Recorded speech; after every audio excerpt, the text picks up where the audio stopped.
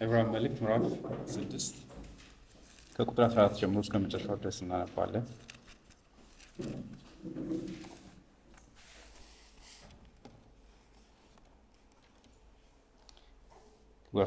ከቁጥር 13 ጀምሮ እግዚአብሔር ለአብርሃም ተስፋ በሰጠው ጊዜ የሚምልበት ከእርሱ የሚበልጥ ሌላ ባለመኖሩ በራሱ ማለ፣ እንዲህም አለ፣ በእርግጥ እባርክሃለሁ፣ ዘርህንም አበዛዋለሁ።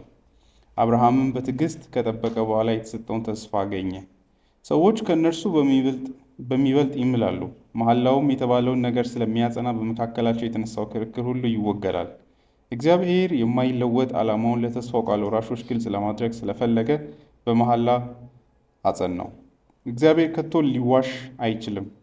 እርሱ በሁለት በማይለወጡ ነገሮች በፊታችን ያለውን ተስፋ ለመያዝ ወደ እርሱ ለሸሸን ለእኛ ብርቱ መጽናናት እንድናገኝ አድርጓል። እኛም የነፍስ መልህቅ የሆነ ጽኑና አስተማማኝ ተስፋ አለን።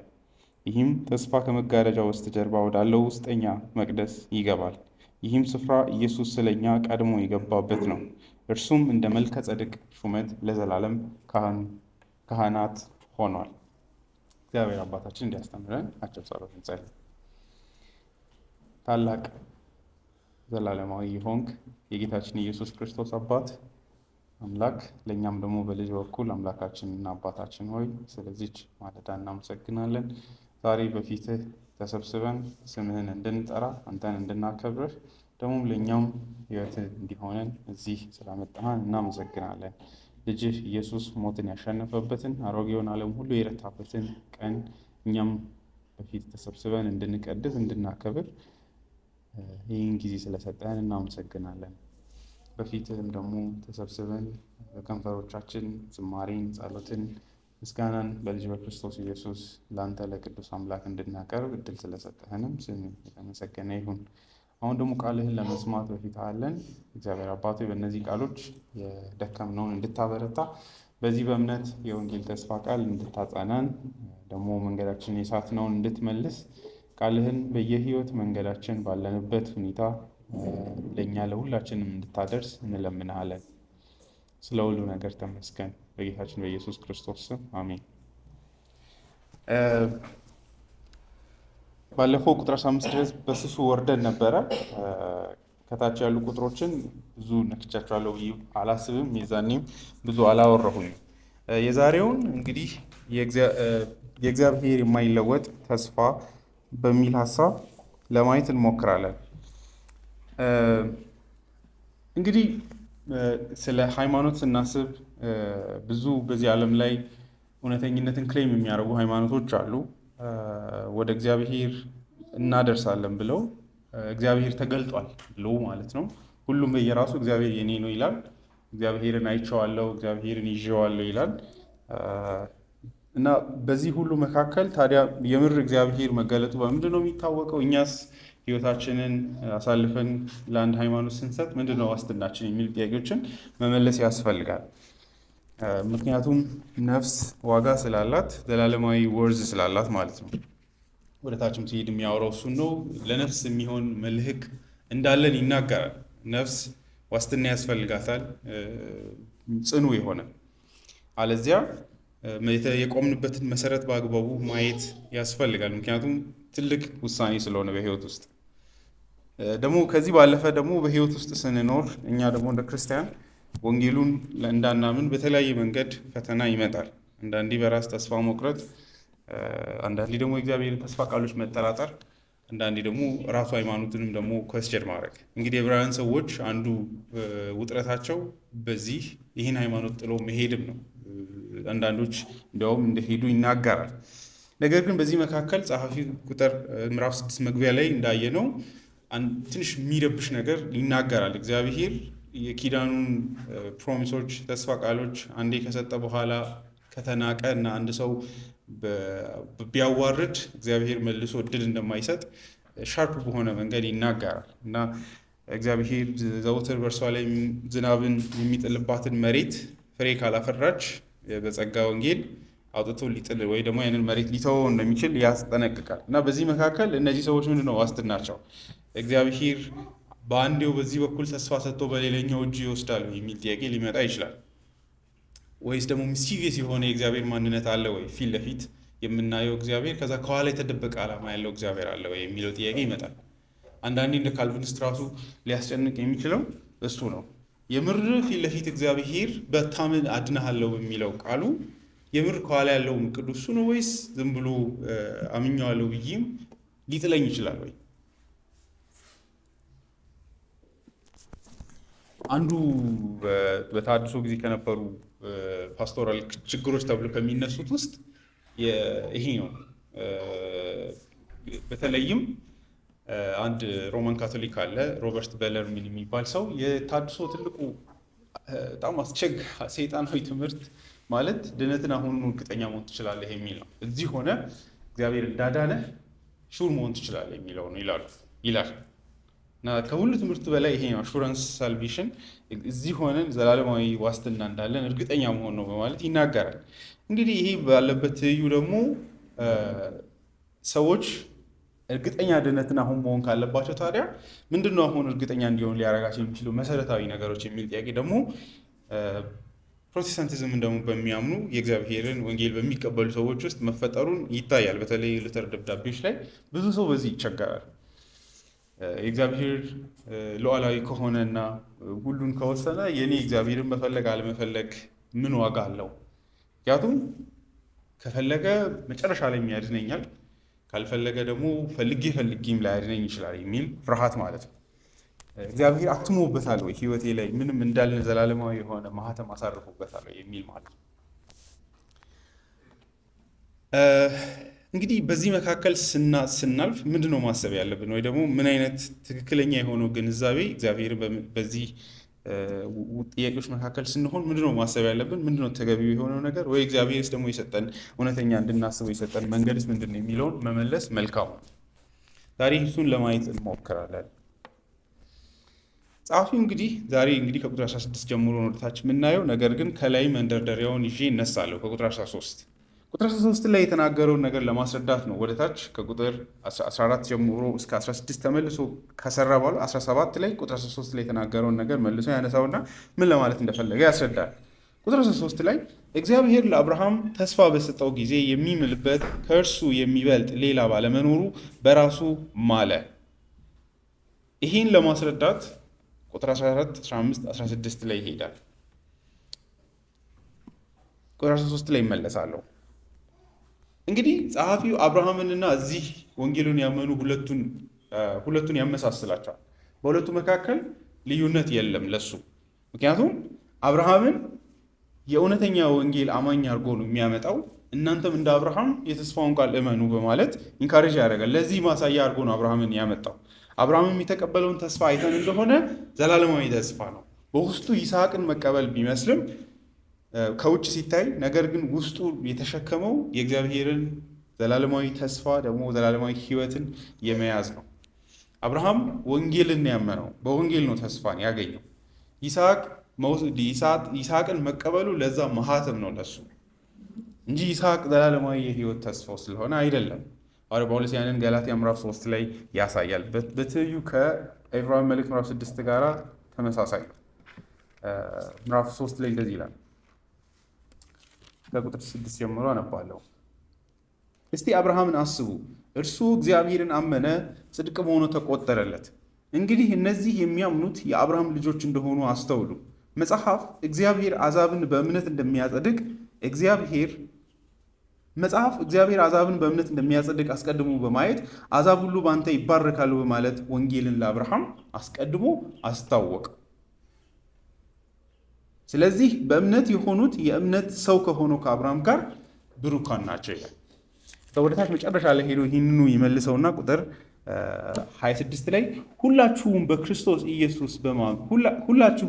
ኢየሱስ በማመን የእግዚአብሔር ልጆች ናችሁ፣ ከክርስቶስ ጋር አንድ ትሆኑ ዘንድ የተጠመቃችሁ ሁላችሁም ክርስቶስን ለብሳችሁታልና። በአይሁድና በግሪክ በባሪያና በነፃ ሰው በወንድና በሴት መካከል ልዩነት የለም፣ ሁላችንም በክርስቶስ ኢየሱስ አንድ ናችሁ። የክርስቶስ ከሆናችሁ እናንተም የአብርሃም ዘር ናችሁ፣ እንደ ተስፋውም ቃል ወራሾች ናችሁ። እዚህ ጋር እንደምታዩት ወደ እምነት መምጣታችን እንዲያውም አብርሃም ያመነውን ወንጌል ወደ ማመን መምጣት ያ ብቻ አይደለም፣ የአብርሃም ተስፋ ፍጻሜ ጭምር ነው ይላል። እግዚአብሔር ለአብርሃም የምር የሰበከው ከውስጥ ምንድን ነው ብላችሁ ከጠየቃችሁ ዓለም ሁሉ ከእርግማን ወጥቶ ወደ እግዚአብሔር በረከት መድረሱ ነው። ምክንያቱም ዘፍጥረት መጽሐፍ ላይ እንደምታውቁት እግዚአብሔር ምድርን እንደረገመ የሰው ልጅንም እንደረገመ እናውቃለን።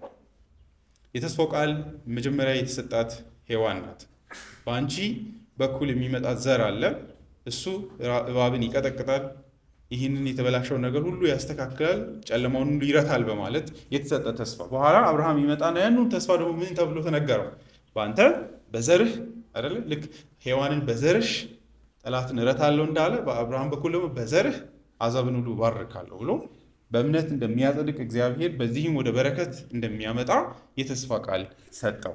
አሁን በክርስቶስ ኢየሱስ እሱም ዘርህ የተባለው ኢየሱስ ነው ይላል ጳውሎስ። በእርሱ ይሄ ወደ ተፈጻሚነት ደርሷል ይላል። የዕብራውያን ጸሐፊም እዚህ እንደምታዩት ቁጥር 12 ላይ ሲናገር ለእምነት ብርታት እንዲሆናቸው ሲያመጣ የተሰጠው ተስፋ እስኪፈጸም ድረስ እያንዳንዳችሁ እንዲህ ያለውን ትጋት እስከ መጨረሻ እንድታሳዩ እንመኛለን። በእምነትና በትዕግስት የተስፋውን ቃል የሚወርሱትን እንድትመስሉ እንጂ ዳተኞች እንድትሆኑ አንፈልግም። እግዚአብሔር ለአብርሃም ተስፋ በሰጠው ጊዜ የሚምልበት እያለ ይቀጥላል። ለእሱ አብርሃም የእምነት ሁሉ ማሳያ ነው። ደግሞ እውነተኛ እምነት ነበረው፣ እውነተኛ በረከትን ወስዷል። እኛም እንደርሱ መሆን አለብን ይላል። ስለዚህ ለእሱ በአብርሃምና በዚህ ሕዝብ መካከል ልዩነት የለም። ከተፈጻሚነት ከእውነተኛው ትራንሰንድ ከሚያደርገው ብሉይ ኪዳንን ከሚሻገረው የተስፋ ቃል አንጻር ማለት ነው። በዚህ ረገድ ቁጥር 14 ላይ ቁጥር 13 ላይ ይመለሳሉ። ቁጥር 14 ላይ የተስፋው ቃሉ እንዲህም የሚለው ማለት ነው በእርግጥ ባርካለሁ ዘርህንም አበዛዋለሁ የሚለው ለእኛም ጭምር ነው። ቁጥር 7 ላይ ሄዶ ያንን ያመጣል። እግዚአብሔር የማይለወጥ ዓላማውን ለተስፋው ቃል ወራሾች ግልጽ ለማድረግ ስለፈለገ በመሐላ አጸናው። እሱም ከሰራም በኋላ ወደ ታች መሄድ ቀላል ነው ብዬ ነው። በዚህ መካከል ነው እንግዲህ እግዚአብሔር ለሕይወቴ እንደሚፈልገኝ ወይ ደግሞ ለማዳን በጎ ፈቃድ እንዳለው ለሕይወቴ መጨረሻ ምን እንዳለው በምን አውቃለሁ ለሚለው ይህ የተስፋ ቃል ለአብርሃም የተሰጠው ለእኔም ነው ብሎ መቁጠር መቻል እውነተኛ አማኝነት።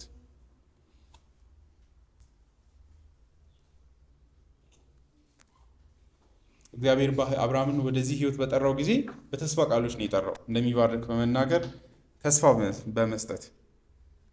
ነገር ግን ዘፍጥረት ምዕራፍ 22 ላይ ያለውን ልዩ የሚያደርገው ይሄ ጥቅስ የተወሰደበት ማለት ነው ይስሐቅን አቅርቦ በሚመለስ ጊዜ የተሰጠው ተስፋ ቃል ልዩ የሚያደርገው የመሐላ ቃልም ጭምር ያለበት መሆኑ ነው። ጸሐፊው እሱን ነው የሚናገረው። እግዚአብሔር የተስፋ ቃሉ ላይ ምንን ጨመረ? መሐላም ጭምር ጨመረ። በእርግጥ ባርክሃለሁ ብሎ በእርግጥ ፎር ሹርሊ በእውነት መሐላ ያለበት ቃል ነው። በእርግጥ የምትለው መሐላ ናት። በእርግጥ ባርክሃለሁ ዘርህንም አበዛዋለሁ ብሎ ይህንን መሐላ ጨመረበት በተስፋው ቃል ላይ።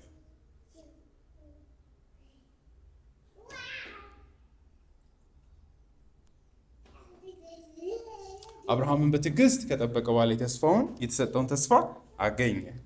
ቁጥር 13ን ለማስረዳት ይሄዳሉ። ቁጥር 16 ሰዎች ከእነርሱ በሚበልጥ ይምላሉ፣ መሐላውም የተባለውን ነገር ስለሚያጸና በመካከላቸው የተነሳው ክርክር ሁሉ ይወገዳል። በህይወት ውስጥ ሰዎች መሐላ ይገባሉ፣ የተለያዩ መሐላዎችን። በተለይ ዘፍጥረት መጽሐፍ ላይ እንደምታዩት መዓት መሐላዎችን የተለያዩ ሰዎች የተለያዩ ነገስታት ሲገባቡ እናያለን። መሐላ ውስጥ ያለው ምንድን ነው? ለምንድን ነው የሚገባው? ምንድን ነው እየታሰበ ያለው?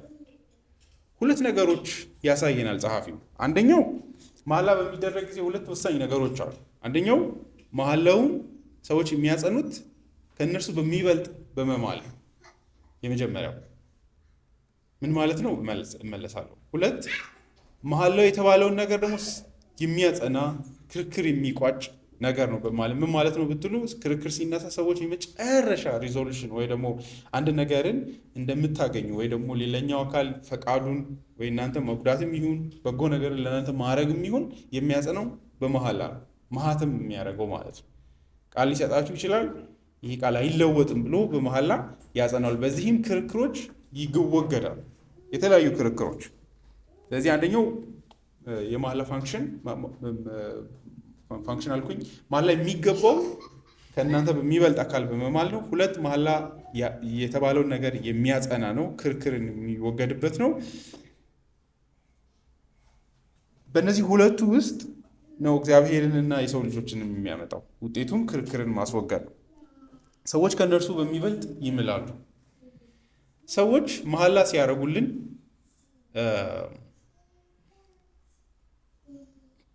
የሚምሉበት አካል ማተር ያደርግልናል አይደለ? አንዳንድ ጊዜ ሰዎች በእናቴ ትሙት አለ ሲባል በእናቱ ስለማይቀልድ የምሩን እየማለ ነው ሊሉ ይችላሉ አይደለ?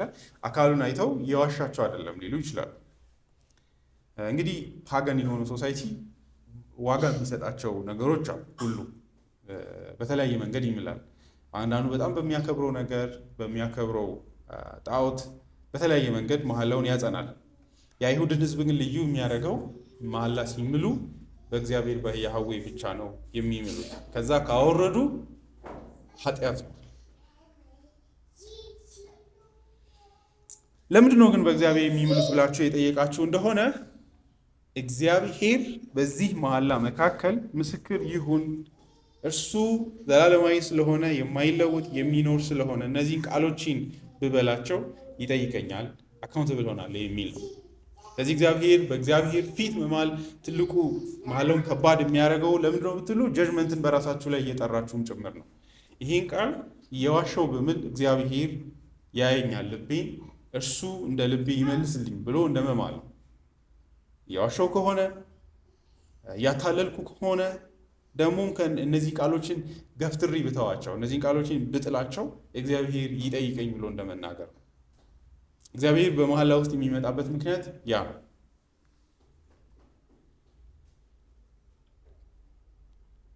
የሚናገሩትን ነገር ጠንካራነት ለማሳየት፣ አካውንታብሊቲ ለማሳየት፣ ኃላፊነትን መውሰድ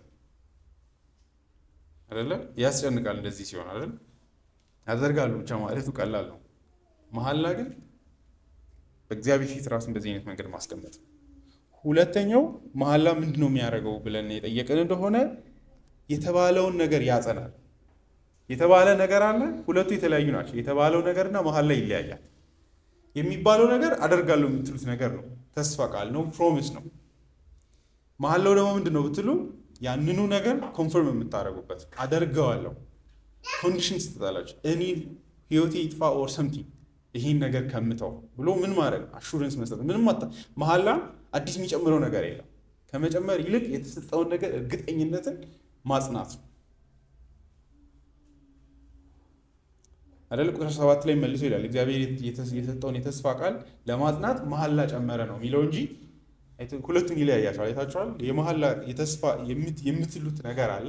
ይሄን አደርጋለሁ የምትሉት ያንኑ ነገር ኮንፈርም ጽኑ የሆነ መሰረት ላይ መስጠት ስትሉ መሐላ ትጨምራላችሁ።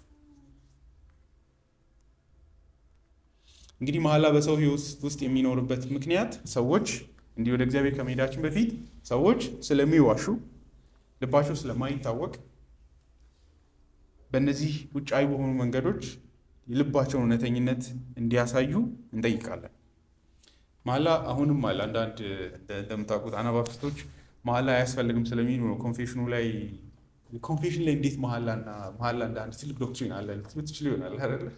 ማለት እንዴት ነው ዶክመንቱ ላይ እንደዚህ የገባው ብላችሁ አእምሯችን ላይ መምጣት አለበት አይደለ? በዚህ አይነት ትልቅ ኮንፌሽን ላይ እንዴት ኖረ ብለን እንግዲህ በጊዜው እነሱ መሐላ መማል የለብንም ኢየሱስ አትማሉ ብሏል ብለው በማስተማር መንግስትም ሲጠይቅ ኦር እንደዚህ ቦታ ላይ መማል የለብንም በማለት ያስተምሩ ነበር። ራዲካል የሆኑት አናባብስቶች ማለት ነው። ለዚህ እንግዲህ መልሳቸው ሪፎርመሮቹ አይ በአዲስ ኪዳን ላይ ያሉ አባቶቻችን እንደምታውቁት ጳውሎስ ሲምል ታያላችሁ፣ እግዚአብሔር ምስክሬ ነው ብሎ ሲምል እንደዚህ እና ጌታ ኢየሱስ እያለ ያለው አቢዩዝ ህጎቹ ላይ ሁሉም ሄዳችሁ ብታነቡ ኢየሱስ በፊት አትግደሉ ብሎ አሁን ግደሉ እያለ አይደለም አይደለ? አዲስ ኪዳን ላይ መማል እንዳለብን እየተናገረ አሁን አዲስ ኪዳን ላይ መሐላ አያስፈልግም ከዚህ በኋላ መማል የሚባል ነገር የለም እያለ አይደለም። እያለ ያለው መሐላ በንጹህ መንገድ ሁሉንም ህጎች ኢየሱስ እውነተኛ ትርጉማቸውን እያሳየ ነው። አቢዩዝ ፈሪሳውያን የሚያደርጉበትን ትምህርቶች ነው እያጠራ የነበረው። በዚህ ረገድ መሐላ በእግዚአብሔር ብቻ ነው መማል ያለበት። ከዛ ውጪ አደርጋለሁ ወይ አላደርግም በሉ ነው። ማድረግ እርግጠኛ ያልሆናችሁትን ነገር አደርጋለሁ አሁን ወይ አይደለም ብላችሁ ብቻ ጨርሱ። መሐላ ካላችሁ ግን ዩኒቱ በእግዚአብሔር ስም ብቻ ነው መማል ያለባችሁ ይላል። ስለዚህ መሐላ በሰዎች ህይወት ውስጥ የሚኖርበት ምክንያት ሰዎች በማንነታቸው ውሸታም ስለሆኑ ኔሴሲቴት የሚያደርገው የሰዎች ውሸታምነት ነው መሐላ። ከዛ ይፈልቃል። አጅዲኬት የምናደርግበት የሰዎችን ንግግር የምናጠራበት ሌላ መንገድ ሲጠፋን በእግዚአብሔር ፊት እናመጣቸዋለን። በእግዚአብሔር ፍርድ ፊት አምጥተን በዛ እውነተኛ በሆነ መንገድ እንዲምሉ እናደርጋለን። በዚህ እናጠራለን። ቁጥር 13 እና አሁን ወደኋላ እንመለስና በዚህ ፍሬም ውስጥ ነው ጸሐፊው እንግዲህ እንዳመጣ የምናየው። ቁጥር 13 ጋር እንሂድ። ሁለት ነገሮችን በእግዚአብሔር ድርጊት ውስጥ እንመለከታለን። እግዚአብሔር ለአብርሃም ተስፋ በሰጠው ጊዜ የሚምልበት ከእርሱ የሚበልጥ ሌላ ባለመኖሩ በራሱ ማለ ይላል። አይታችኋል? ቁጥር 16 ላይ ያለውን ሁለቱንም ያሟላል። አንደኛው በማን ነው የሚምለው? አንድ። ሁለተኛ ጥያቄ ደግሞ መሐላው ምን ነው ያደረገው የሚል። አንድ በራሱ ማለ እግዚአብሔር። ሰዎች ከእነርሱ በሚበልጥ ይምላሉ። ሰዎች ራሳቸውን እንደ አንድ ትልቅ አካል ቢያመጡ አንቀበላቸው። ምክንያቱም በራሳቸው ላይ መፍረዳቸው ወይ ዋስትና የሚሆን አይነት መሐላ አይደለም። እውነተኝነቱንም አናውቅ። የምትምሉበት አካል ታላቅ መሆን አለበት።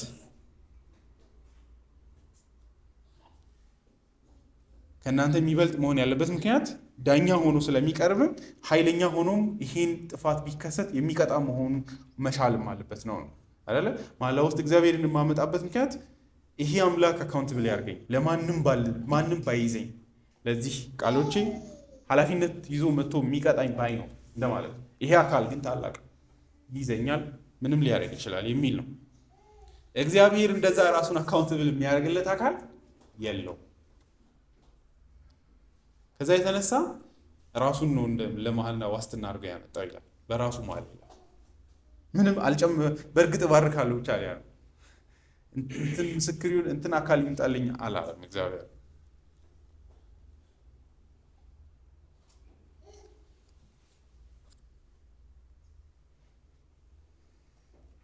ይሄ እንግዲህ ከትንሹ ወደ ትልቁ ነው ሙቭ እያደረገ ያለው። በዚህ ውስጥ ሰው እንኳን እንደዚህ የሚያደርግ ከሆነ የእግዚአብሔርን እንዴት ማመን እንዳለብን ለማሳየት ማለት ነው።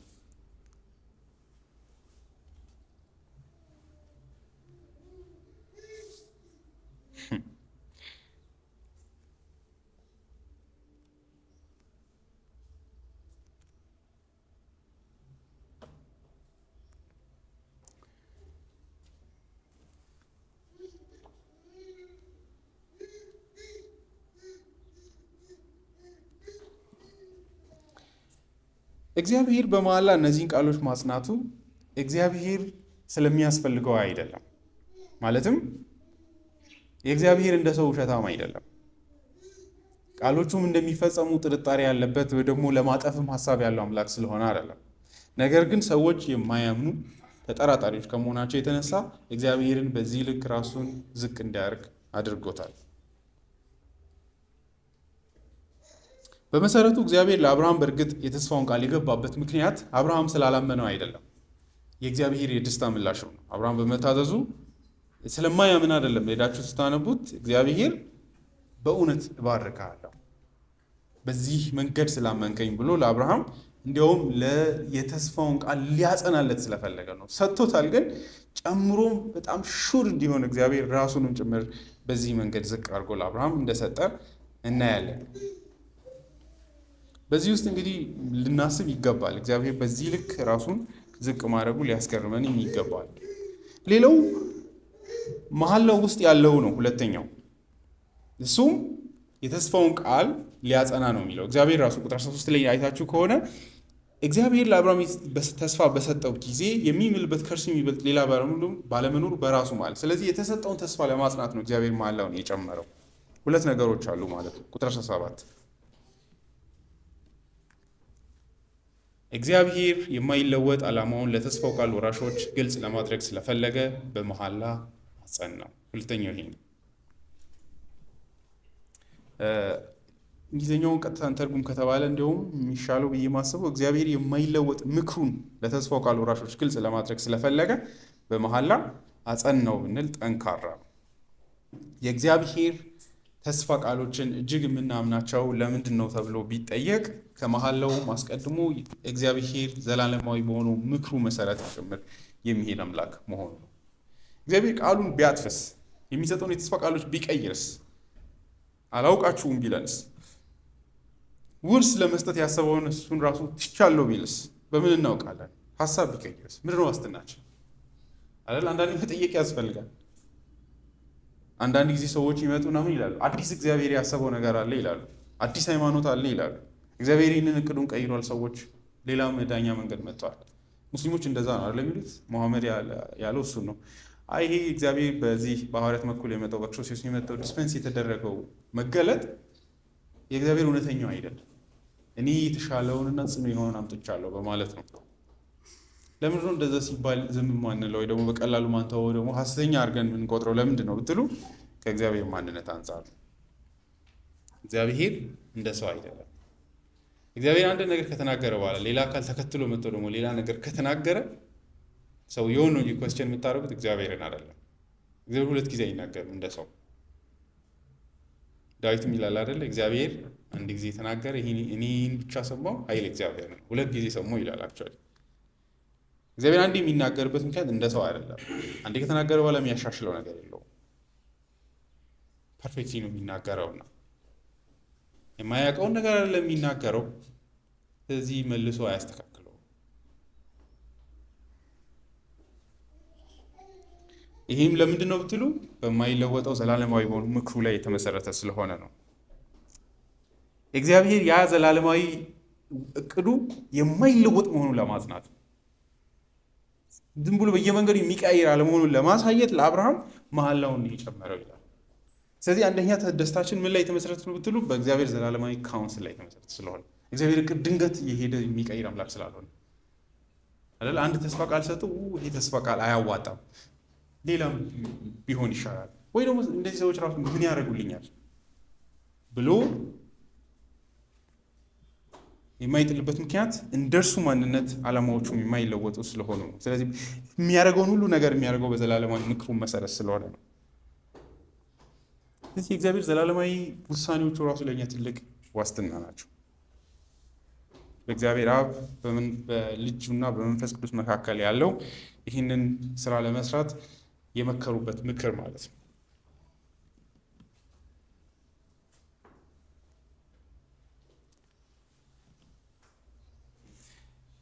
ኢሳይያስ ምዕራፍ 46 ቁጥር 10 ላይ እንዳለው መጨረሻውን ቀድሞ ለሚያይ አምላክ እቅዱን ሲያወጣ አይስትም፣ ሁሉም በማወቅ የታቀደ እቅድ ስለሆነ።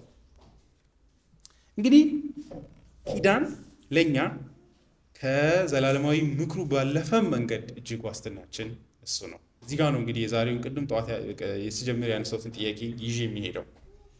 ኪዳን ትልቁ ስራው ኃላፊነት መውሰድ፣ ራስን ማሰር ነው።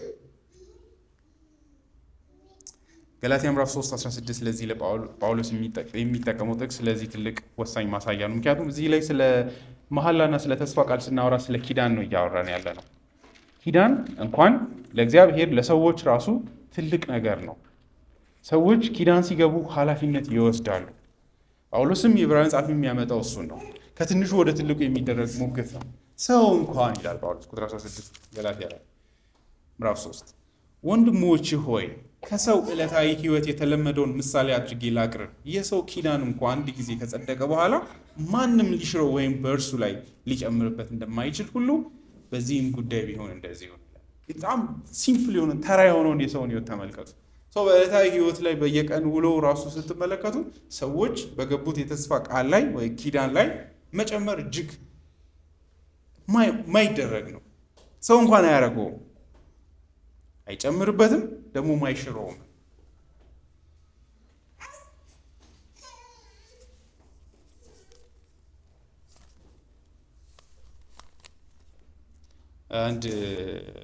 አንድ መጽሐፍ አለው አይ ቲንክ ፒተር ሊልባንክ የሚባል ዘ ባይንዲንግ ኦፍ ጋድ የሚል ኪዳናት እግዚአብሔርን ታላቅ አምላክ ቢሆንም ራሱን ለሰው ልጅ ቋጥሯል። በዚህ አይነት መንገድ ከዚች አልወጣም ብሎ በዚች መንገድ በዚች ሁኔታ ብትመጡ እዚህ አለሁ፣ እዚህ ታገኙኛላችሁ በሚል አይነት መንገድ ራሱን መስጠት ነው። ልክ ለሰዎች መሐላ የክርክር መቋጫ እንደሚሆነው ሁሉ ወንጌል ውስጥም የምንሰማው የእግዚአብሔር ፈቃድ የእግዚአብሔር የማይለወጥ የተስፋው ቃል የማይለወጥ መሆኑ ማጽናኛ፣ መሐላውን መስማት መቻል አለብን። በመሰረቱ እግዚአብሔር ባዶ ቃሉ ማለትም ፔር ወርዱ ብቻውን ራሱ በቂ ነው። አደርጋለሁ ካለ ይበቃል፣ ሌላ አያስፈልግም። እንደ ሰው አይደለም። ነገር ግን ዕብራውያን ጻፊ ይላል ጨምሯል ነው አይደለ? ግቡ ምንድን ነው? የመጨመሩ ግብ የተስፋው ቃል እጅግ የማይለወጥ በጣም ጽኑ እንዳልሆነ እንድናይ ማለት ነው። ፈርዘር ኮንፈርሜሽን ነው እግዚአብሔር። እዚህ ለማይረባ ለሰው ልጅ እግዚአብሔር እንደዚህ የሚሆንበት ምክንያት የለም። እዚህ ውስጥ ምንድን ነው ማየት ያለብን? እግዚአብሔር የገዛ ስሙን ምን ያህል እንደሚያከብር ልናይ ይገባል። ሕጉ ላይ ራሱ እንደምታዩት በከንቱ ስሜ እንዳይጠራ በማለት ሲያስጠነቅቅ እናያለን። ነገር ግን እዚህ ጋር ለእኛ መጥቶ ያንን ስም ሊያውለው አልቦዘንም። በራሱ ስም አለ አንድ መሐላ ሰጥ። ምን ማለት ነው? የተስፋ ቃልና መሐላ። ብዙ ጊዜ ይህንን በደንብ አናስብም። እኛ በክርስትና ሕይወታችን መጨነቅ ያለብን ስለ እግዚአብሔር ስላልተገለጠው ውሳኔው አይደለም። እሱ የእኛ ጉዳይ አይደለም። ዘላለም ውስጥ እግዚአብሔር ስለወሰነው እግዚአብሔር በዛ ውሳኔ መሰረት እንደሚሰራ ነገረን እንጂ እቅዱ ምን እንደሆነ አልነገረን። ስለዚህ ዳስ ናት ማይ ቢዝነስ አይደለ? ዘዳግም ምዕራፍ 29 ላይ እንዳለው የተሰወረው ሚስጥሩ ለእግዚአብሔር የተገለጠው ግን ለእኛና ለልጆቻችን የሚል ነው። ትልቁ ኮንሰርን በእግዚአብሔር ፊት ስንቆም ከእግዚአብሔር ጋር ስንተሳሰር ማሰብ ያለብን የተገለጡትን የእግዚአብሔርን የተስፋ ቃሎችና መንገዶች ብቻ። ምን ማለት ነው እሱ? እግዚአብሔርን ሳምን ምን ላይ ነው ማረፍ ያለብኝ? የተገለጡ የተስፋ ቃሎች ላይ ብቻ፣ በመሃል ላይ ጸኑ ስለሆኑ። በአዲስ ኪዳን ላይ እንደምታውቁት የተስፋውን ቃል የምንይዝበት 3 መንገዶች ብቻ ናቸው ያሉት። ወንጌል መስማት፣ ጥምቀት መውሰድ፣ የጌታ እራት መውሰድ። ያንን እግዚአብሔርን በእነዚህ 3 መንገዶች መጠበቅ። ምክንያቱም በእግዚአብሔር ስልጣን እግዚአብሔር ጸጋውን የሚሰጥበት ድነትን የሚሰጥበት መንገድ ስለሆነ ተስፋ መያዝ ማለት እሱ ነው። ሌላ ምንም አለመፈለግ። በመሰረቱ መሐላ ባይኖር ራሱ አድናለሁ በክርስቶስ ኢየሱስ የሚያምን ሁሉ የዘላለም ሕይወት አለው የሚለው ቃል በቂ ነው። ሉተር አንዲት በዚህ አይነት መንገድ ለተጨነቀች ሴት እግዚአብሔር መርጦኝ ባይሆንስ ምን አገባሽ አንቺ፣ እሱ የአንቺ ጉዳይ አይደለም። እግዚአብሔር አንቺን ያለሽ ወንጌሉን እመኚ፣ ተጠመቂ፣ የጌታ እራትን ውሰጂ ነው ይላል። እግዚአብሔርን በእነዛ ተስፋ ቃሎች ይዞ አለመልቀቅ ማለት ነው። ምክንያቱም ዩኒት ነው፣ እንደ ሰው ቃል አይደለም። ከእግዚአብሔር ቃል በስቲያ ሌላ የተሰወረ ሌላ ቃል የለም። ይህ አንዳንዴ አለ አይደለም፣ የሚያድነኝ ወንጌል ማመን ሳይሆን የእግዚአብሔር ውሳኔ ነው። ስለዚህ ምንም ጥቅም የለውም ወንጌል ማመን የሚል እንደዛ አይደለም። ከወንጌሉ ኦፈር ከዚህ ፊት ለፊት ከሚሰጠው ቃል ጀርባ የተሰወረ እቅድ የለም። እግዚአብሔር ያሳያችሁ ይሄንን።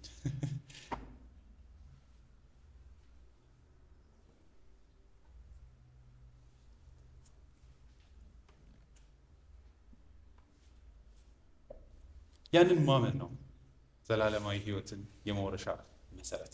እኛ እንግዲህ በዚህ ምድር ላይ የሰዎችን ቃል ማመን ያን ያህል ዋጋ የለውም። ያን ያህል ሰዎች የማይታመኑ ናቸው። እግዚአብሔር ጋር ግን ሲመጣ እግዚአብሔርን የምንይዝበት ሌላ የምንጨብጥበት ሌላ መንገድ የለም። በቃሎች ውስጥ ነው ራሱን የሰጠው። እዚህን ቃሎችን የሚያምን ሰው የዘላለም ተስፋ አለው። አንዱ የብሉይ ኪዳን ጸሎቶችን አይታችሁ እንደሆነ እግዚአብሔርን ሲለምኑ የሚያደርጉት ሁሌም የተስፋ ቃሎችን ያስታውሳሉ። እግዚአብሔር ለአባቶቻችን እንዲህ እንደገባ ብሎ ነው ጸሎትን የሚያቀርቡት። አንድ ትልቁ ማሳያ ለምሳሌ ነህምያ ላይ አይታችሁ እንደሆነ ነህምያ እንዴት በእግዚአብሔር ቃሎች እግዚአብሔር እንዴት እንደሚለምን ታያላችሁ። በኋላ የእንትናንም ጸሎት የዳንኤልንም ጸሎት ስታዩት እንዴት የተስፋ ቃሎችን የእግዚአብሔር ቃሎች እንዴት እንደሚያዩ ያሳዩናል። ተመልከቱ ነህምያ ምዕራፍ 1:8 ላይ ምን እንደሚል፣ ለባሪያህ ለሙሴ እንዲህ ስትል የሰጠኸውን ቃል አስብ። ጸሎት ነው። ታማኞች ካልሆናችሁ በአሕዛብ መካከል እበትናቸዋለሁ። ወደ እኔ ብትመለሱና ትእዛዞቼን ብትፈጽሙ የተሰደዱትን ወገኖቻችሁ እስከ ምድር ዳርቻ ድረስ እንኳ ቢበተኑ ከዚያ እሰበስባቸዋለሁ፣ ለስሜም ማደሪያ ወደ መረጡት ስፍራ አመጣቸዋለሁ።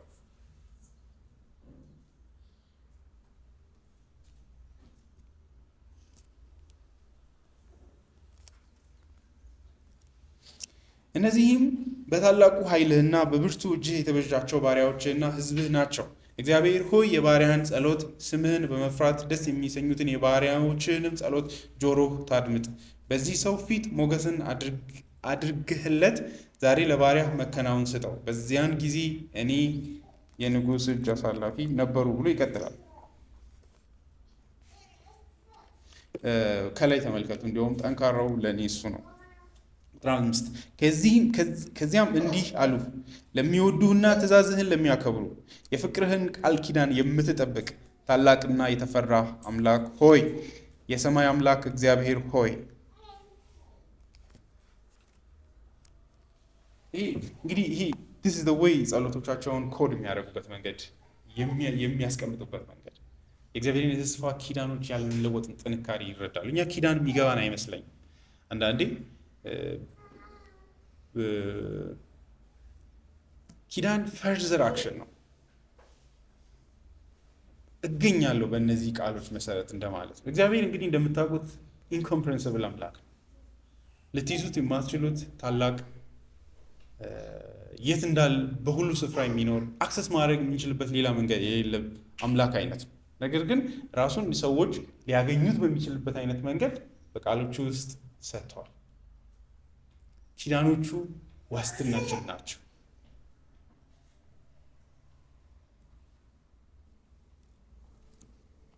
ይህንን እግዚአብሔር ለማን ብቻ አይደለም የሰጠው?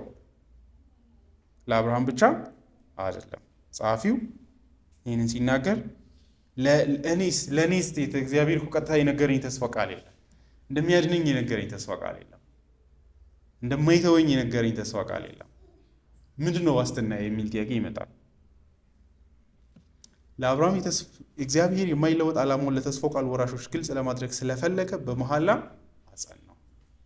ለወራሾቹ ሁሉ ይሄ የተስፋ ቃል ነው። መጽሐፍ ቅዱስን የምናነብበትን መንገድ በጣም መጠንቀቅ ያስፈልጋል። የአብርሃምን የተስፋ ቃል በሆነ ረገድ የእኛም ናቸው። እግዚአብሔር እንደ አብርሃም ይዞ ፊት ለፊት ዛሬ ባይናገረንም እሱ ራሱ ትክክለኛ ቃል አይደለም፣ ፊት ለፊት እየተናገረ ነው። ይሄ ቃል ዳይሬክት እግዚአብሔርና በእናንተ መካከል ያለ ቃል ነው። ለዚህ ትልቅ ማሳያ የዕብራውያን ጸሐፊ ምዕራፍ 13 ላይ እግዚአብሔር ለኢያሱ የተናገረውን ጥቅስ እንዴት እንደሚያውለው ተመልከቱ። ምዕራፍ 13 ቁጥር 5 ራሳችሁን ከፍቅረ ነዋይ ጠብቁ፣ ባላችሁ ነገር ረክታችሁ ኑሩ፣ ምክንያቱም እግዚአብሔር ከቶ አልተውህም በፍጹም አልጥልህም ብሏል ይላል። የት ነው ያለው እግዚአብሔር? እንዴትስ ነው አውጥቶ ለዕብራውያን ሰዎች ቀጥታ ይህን ጥቅስ የሚያውለው ነው አይደለ? ለእነሱ እንደተባለ ምንድን ነው ዋስትናው ይህ ጥቅስ ብሎ መጠየቅ ያስፈልጋል። ጸሐፊው አይጨነቅም። ይሄን የወሰደው ሄዳችሁ ብታነቡ ኢያሱ ምዕራፍ 1 ላይ ለኢያሱ እግዚአብሔር ያለው አልጥልህም ከቶ አልተውህም። ይህንን አመጣውና ምን ይላቸዋል? የዕብራውያን ሰዎችን ገንዘብን በመፈለግ በዛ በመከተል አትጨነቁ፣ ህይወታችሁ ባይሆን እግዚአብሔር አለላችሁ። ይሄ የእግዚአብሔር የተስፋ ቃል አላችሁ ይላል። የእግዚአብሔርን የተስፋ ቃሎች ከድነታችን ጀምሮ እስከ መግቦት ድረስ ለእኔ ነው ብሎ መቁጠር ነው። በኪዳኖቹ ትሩሊ ለእኔ ናቸው ብሎ ማመን ነው። ለተስፋ ቃል ወራሾች ሁሉ ነው ይሄ። ስለዚህ ለእኔ ምንድን ነው ያለኝ? በህይወትና በሞት የእግዚአብሔር የማይለወጥ ኪዳን።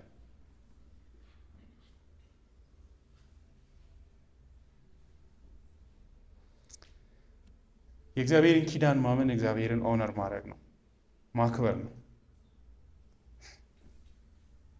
የሚጠራጠር ሰው እንደ ሮማን ካቶሊኮች እንደኛ ድነታችንን ብንጠራጠር ማለትም ያው በእርግጥ በእውነተኛ መንገድ ካላመንን የእግዚአብሔርን ኪዳኖች በአግባቡ ካልተረዳንና እግዚአብሔር በእውነት ዲስፔንስ ባደረገው መንገድ ካላወቅን ከንቱ ፕሪዘምፕሽን ሊሆን ይችላል።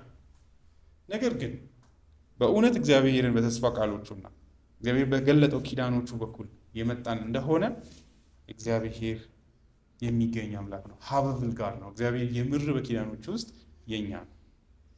ሌላ ምንም ኤክስቲሪየር የሆነ ነገር አያስፈልግም። ከማለው ሌላ ምን ትፈልጋላችሁ ነው ጥያቄ። እሱ ትልቅ ጥያቄ ነው። ሰዎች አሁን እግዚአብሔር እንደሚያድነኝ ባምነው ምንድን ነው ዋስትናዬ? መሐላ አለ። በዚህ ተስፋ ቃሉን ብትይዙና ብታምኑ መሐላ ያለበት የተስፋ ቃል።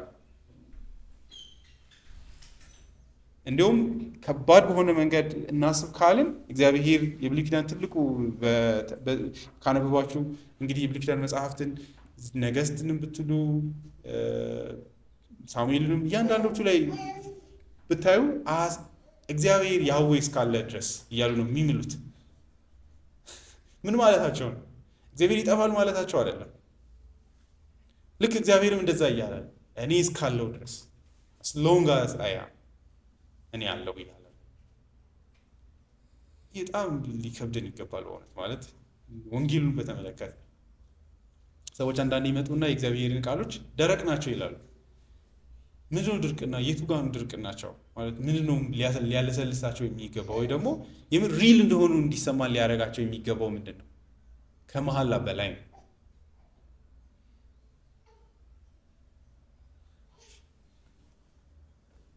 አንድ ጊዜ አንድ ወንድም ሲነግረኝ አንድ ሰውዬ አለ እንደዚህ አንድ ነቢይ ጋር ሄደና መገለጥ አመጣችለት። መገለጥ አመጣለት። አይ ቲንክ ወንድ ይመስለኛል። እሱ እግዚአብሔር ይወዳል አለችው።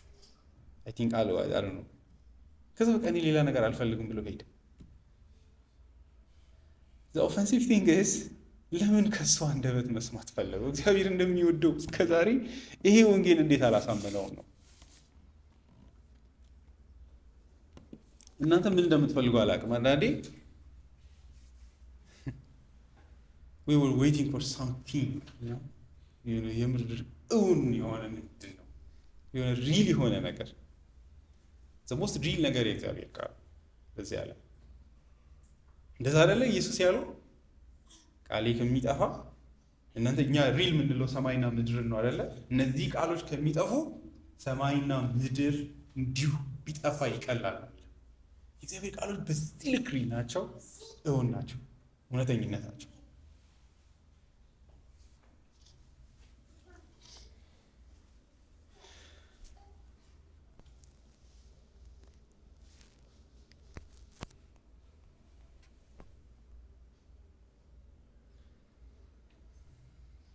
ለምንድን ነው እንደዚህ የምናምነው? ቁጥር 8 እግዚአብሔር ከቶ ሊዋሽ አይችልም። እርሱ በሁለት በማይለወጡ ነገሮች በፊታችን ያለውን ተስፋ ለመያዝ ወደ እርሱ ለሸሸን ለኛ ብርቱ መጽናናት እንድናገኝ አድርጓል። ዛት የምትለው ከላይ ካለው ጋር ታገናኛለች። እንግሊዘኛው ላይ ሁለት በማይለወጡ ነገሮች እርግጠኞች ነን። የእግዚአብሔርን የማይለወጥ ፈቃድና መሰጠት፣ መሐላውና የተስፋው ቃሉና መሐላው እነዚህ አይለወጡም። ኢየሱስ ክርስቶስ ትናንትናም ዛሬም እስከ ዘላለምም ያው ነው። ትናንትም ያው ነው፣ ዛሬም ያው ነው፣ ለዘላለምም ያው ነው። በማንነቱ እግዚአብሔር የማይለወጥ ነው። ልክ እንደሱ ቃሎቹና መሐላውም የማይለወጥ ነው። ይህን እግዚአብሔር መሐላ የሰጠበት ምክንያት፣ ይህንን የተስፋ ቃል የሰጠበት ምክንያት ምንድን ነው ብላችሁ ብትጠይቁ በደንብ ይሁ ለእኛ ብርቱ መጽናናት እንድናገኝ። አይ በዚህ መጽናናት ከንቱ ነው። ይሄ ነው የሰው ልጅ አእምሮ አይደለ? ምንድን ነው ለመጽናናት የምትፈልጉት? አያችሁ፣ ጥያቄው መጽናናት ምንድን ነው ትሉ፣ ዝም ብሎ ከማልቀስ መጽናናት ማለት ብቻ አይደለም። ኮንፈርት አሹረንስም ውስጥ አለ፣ እርግጠኝነት ማለት። ያ ማለት ይሄ ነገር አለኝ ብላችሁ ልባችሁን የምታሳርፉትና ኮንፈርትድ የምትሆኑት ምንን ይዛችሁ ነው? ጸሐፊው የእግዚአብሔር የተስፋ ቃል መስጠትና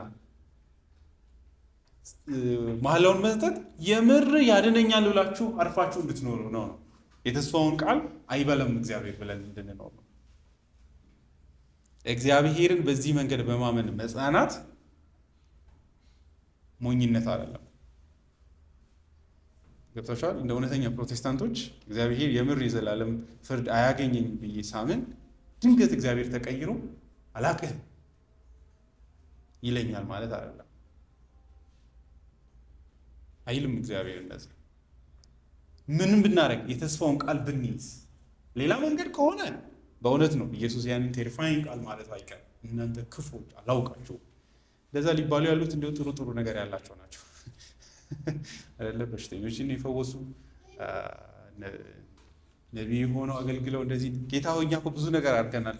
እንዴት አይታቸው ለድነታቸው ዋስትና አድርገው ራሱ የሚያመጡት ማቴዎስ ወንጌል 7 ላይ እንደምታዩት እነዛን ነገሮች ነው አይደለ?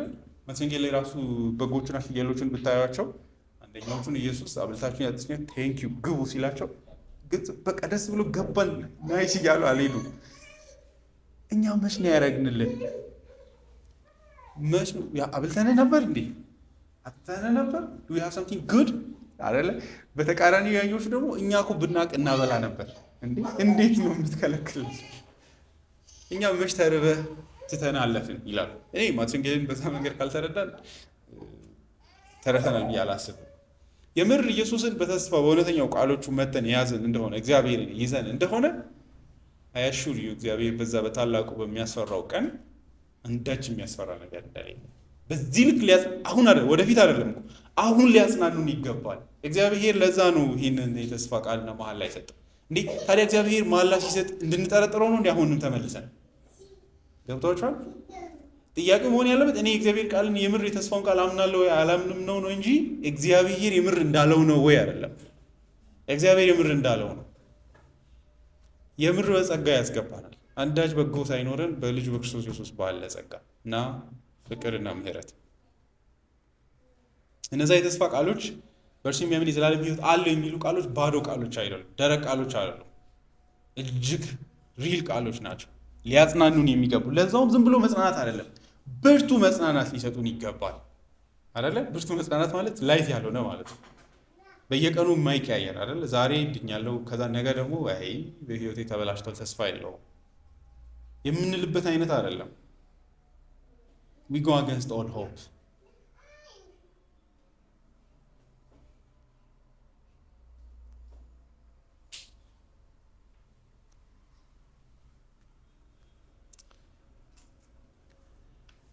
እግዚአብሔር ለዚህ እንግዲህ ራሱ በራሱ ምሏል፣ ቃሉንም ገብቶልናል።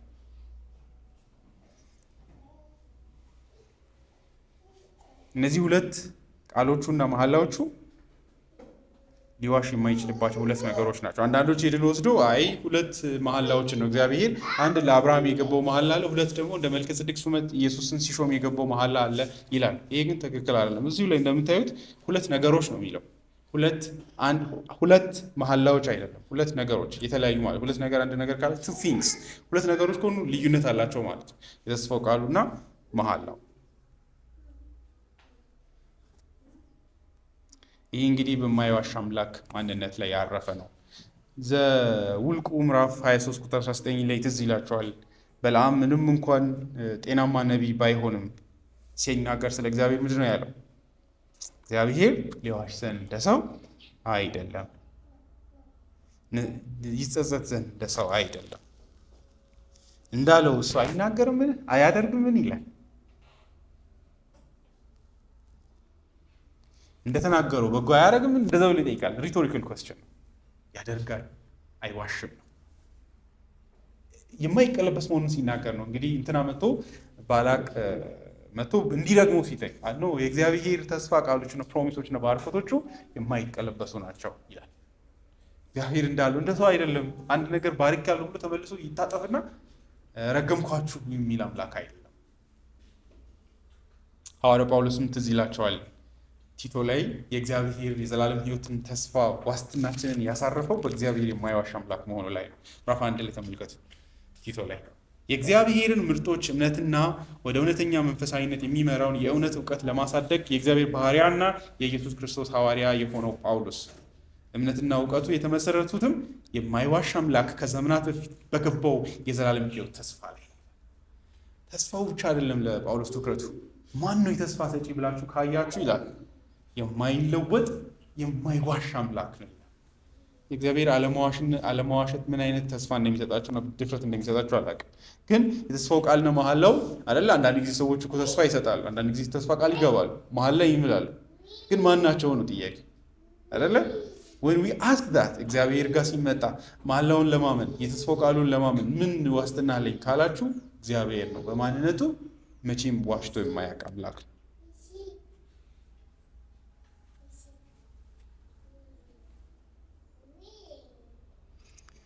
የተስፋውን ቃል ለማን ግን ይሄ መሐላና ተስፋ ቃል ምንድነው ማድረግ ያለብኝ መሐላውና የተስፋ ቃሉ የኔ እንዲሆን ብላችሁ ብትጠይቁ ሌላ ምንም ነገር አይደለም። በፊታችን ያለውን ፊት ለፊታችን ያለውን ተስፋ ለመያዝ ወደ እርሱ ለሸሸን ይላል። እንግዲህ በፊት ለፊታችን ያለው መቅረቡንም እየተናገረን የተስፋውን ቃል ወይ ሊመጣ ያለውን ተስፋ ለያዝን እንደማለት ነው ብለን ልናስብ እንችላለን። ነገር ግን ለኔ በጣም ጠንካራው ፊት ለፊታችን ያለውን እንደማለት ነው። ያልተሰወረውን በፊታችን ያለውን ተስፋ ይሄ ሐዋርያ ጳውሎስ ሮሜ ምዕራፍ 10 ላይ እንደሚለው ነው። ወደ ሰማይ ማን ይወጣል አትበል፣ እሱ ክርስቶስን ለማውረድ ነው። ወደ ጥልቁስ ማን ይወርዳል አትበል፣ እሱ ክርስቶስን አልሞተም እንደማለት ነው። ቃሉ ግን ምን ሆኗል? ለልብህ ቀርቦ ፊት ለፊትህ አለ። እርሱም እኛ የምንሰብከው ክርስቶስ ከሙታን ተነስቷል የሚለው የእምነት ቃል ነው። ምን እያለ ታውቃላችሁ? እግዚአብሔር እንዴት ያድናል? የሆነ ሰው መጥቶ ሚስቲካል የሆነ የማይታወቅ መንገድ አገኘው። እናንተም በጣም ተመስጣችሁ እንደዚህ ሆናችሁ የምትሄዱት እርከን አለ። ኖስቲሲዝም ላይ እንደምታውቁት እንደዛ ነው። እንደዛ አይነት አይደለም። በእርግጥ ኖስቲሲዝም ባይኖር የኛ ራሱ ማንነት ከእግዚአብሔር ቃል ጀርባ ሌላ ነገር ይፈልጋል። ሰማይ የገባ ዋስትና ምንድን ነው? ላይክ ከሰማይ ጋር ያለኝ የተሰወረ ገመድ ምንድን ነው? ጠንካራ ይሆን የሚያስተሳሰረኝ የሚል ፊር አለ አይደለ?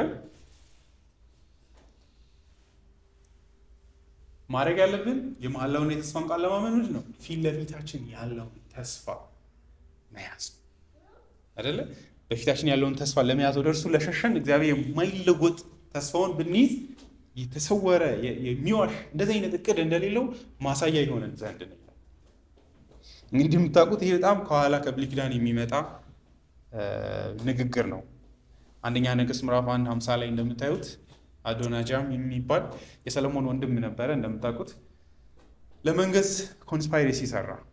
ሰለሞን እያለ ለመንገስ እና አገንስት የእግዚአብሔር የተገለጠ ፈቃድ ማለት ነው። እሱም ሰለሞን እንዲነግስ ነው የእግዚአብሔር ሐሳብ። ለዳዊትም ተስፋ ገብቶት ነበረ።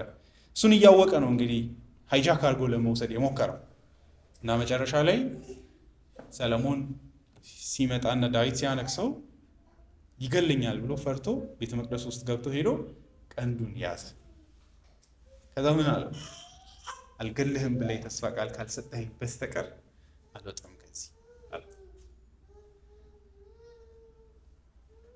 በኋላ እንደምታውቁት አብያታር አልኩኝ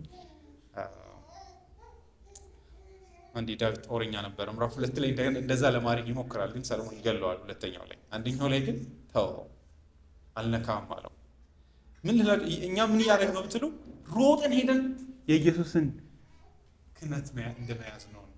ተስፋውን መያዝ ማለት ነው። ከዛ እዚች ጋር ቆሞ እግዚአብሔርን አትንካኝ እንደማለት ነው።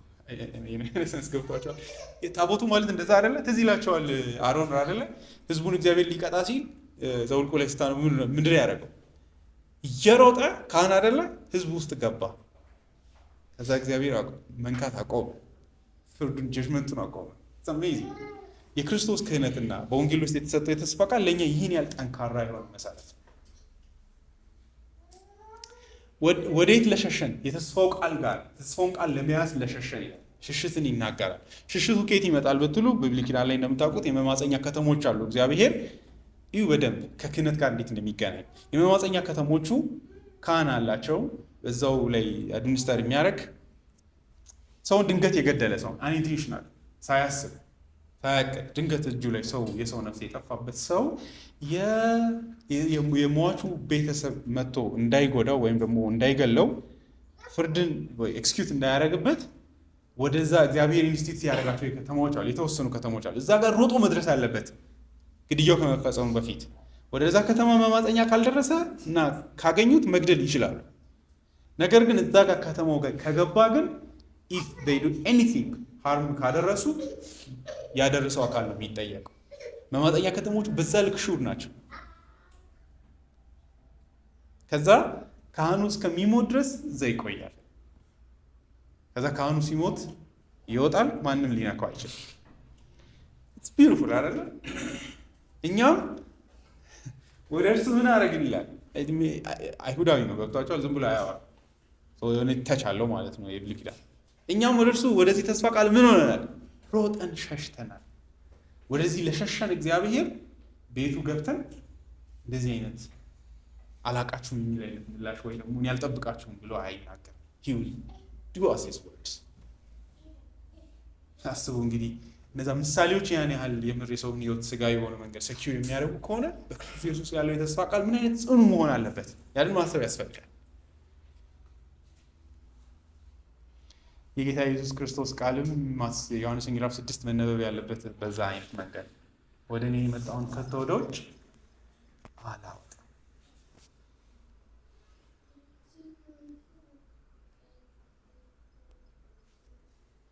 ስለዚህ የተስፋውን ቃል ከያዝን እነዚህ መሐላዎች የተስፋ ቃሎች የኛም ናቸው።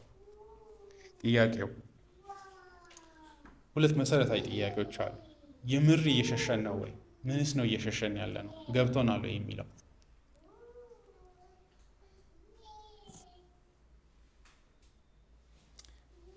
ለህይወታችን ብቸኛ መሸሻ ራሱ እግዚአብሔር እንዳልሆነ እስካልታየን ድረስ እውነተኛ እምነት አለን ማለት አንችልም።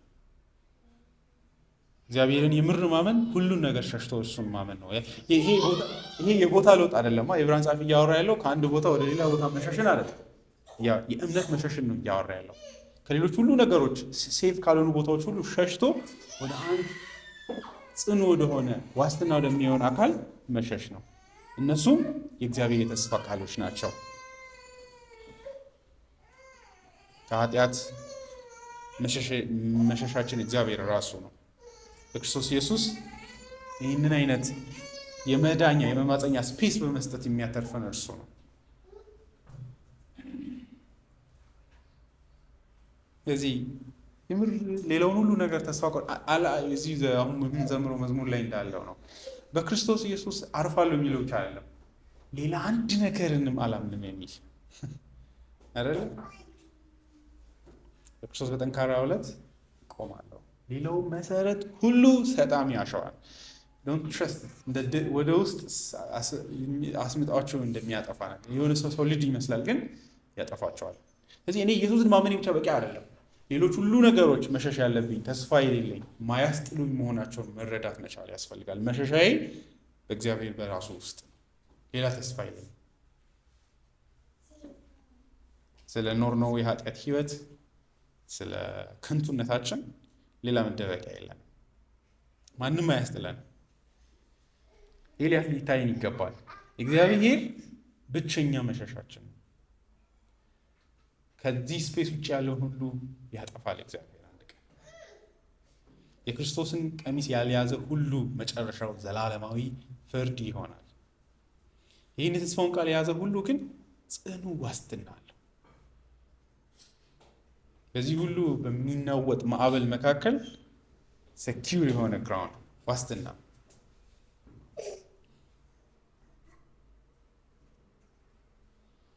ተስፋውም የተሰወረ አይደለም፣ የተደበቀ አይደለም።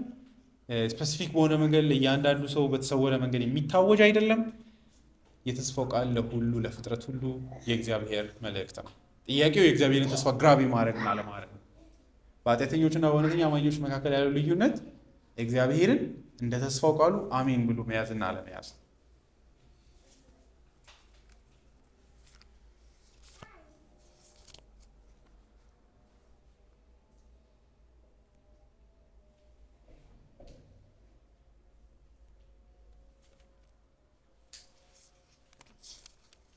ይህን ተስፋ ሊወስዱብን የሚፈልጉ ብዙዎች አሉ።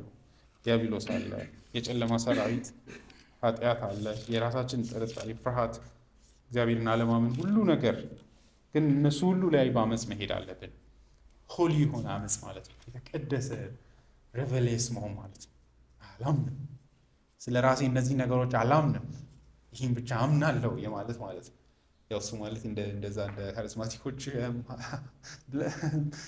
ፕሮስፐረስ ነው ማለት ነው አይደለም። በእርግጥ ነን፣ እግዚአብሔር ይመስገን። ወደፊት ሰማይና ምድር የኛ አልጎሳቆሉ ነው። ገብቷቸዋል። በዘላለም ህይወት ላይ ዋናው ጉስቁልና ነው እያልኩ አልኖርም። በክርስቶስ ኢየሱስ ሁሉ የኔ ይሆናል። ግን ምን ነው እግዚአብሔር እንዳለኝ ነኝ ምለው ብትሉ ያቺ ሴትዮዋ እኔ ጠንካራ ነኝ እግዚአብሔር በእኔ ያምናል አይደለም ትሉ እንደዛ አይደለም። እሱ በኢየሱስ ስም አይደለም እንደዛ አይደለም። እኛ አይ አም ዘ ቤስት አይ አም ስትሮንግ አይ አም ዋት ሂ ሴይስ አይደለም ዋት ዳዝ ጋድ ሴይ አባውት አስ አይደለም። ጥያቄው ከንቱ ናችሁ ነው። ማትረቡ ኃጢአተኞች ናችሁ፣ እርኩስ ናችሁ። እግዚአብሔር እንዳለኝ ነኝ እኔ እርኩስ ነኝ። ሮሜ ምዕራፍ 3 ላይ ይላል ጳውሎስ አንደበቶቻቸው የረከሱ ደምን ለማፍሰስ ጉስቁልና የሕይወታቸው እውነታ የሆነ አይደለ በጎ የሚያደርግ አንድ የለም፣ እግዚአብሔር የሚፈልግ አንድም የለም፣ የሚጠቅም አንድ ሰው ራሱ የለም። እነዛን ሁሉ ፕሮክሌሞችን ማድረግ ነው መዋጥ አልጠቅምም ማለት ምንም የሚረባ ነገር የለኝም ለሰውም ለእግዚአብሔር በእግዚአብሔር ሕግ መሰረት እንግዲህ በሰው ፊት የምንጠቅም ለነገሩ ለሰውም ይሄን ያህል አንጠቅምም። እውነቱን ለመናገር እንጎዳለን እንጂ አይደለ ኢንከር የምናደርገው በየቀኑ ጉስቁልና አይደለ እግሮቻቸው መንገዳቸው በጉስቁልና የተሞላ ነው፣ ተራምደው የሄዱበት መንገድ ሁሉ ጉስቁልና ያለበት ይላል። የስ ያንን የእግዚአብሔርን ፍርድና የእግዚአብሔርን ደግሞ ተስፋ ቃል ክሌም ማድረግ እውነተኛ ማለት ነው። እግዚአብሔር የኔ ነው፣ ክርስቶስ የኔ ነው፣ የዘላለም ሕይወት የኔ ነው በክርስቶስ ኢየሱስ። ምንም እንኳን አይደለ ኦን እንዳለው ነው። ሁለቱ ወሳኝ ኖሌጆች ናቸው አይደለ። እኔ ትልቅ ኃጢአተኛ ነኝ፣ ኢየሱስ ትልቅ አዳኝ።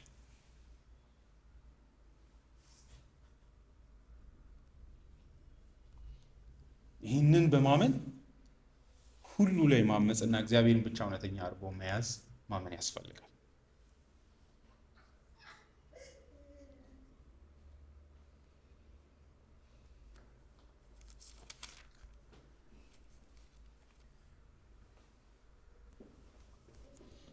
ዮሐንስ ወንጌል ምዕራፍ 3 አንብቤ ይጨርሳለሁ።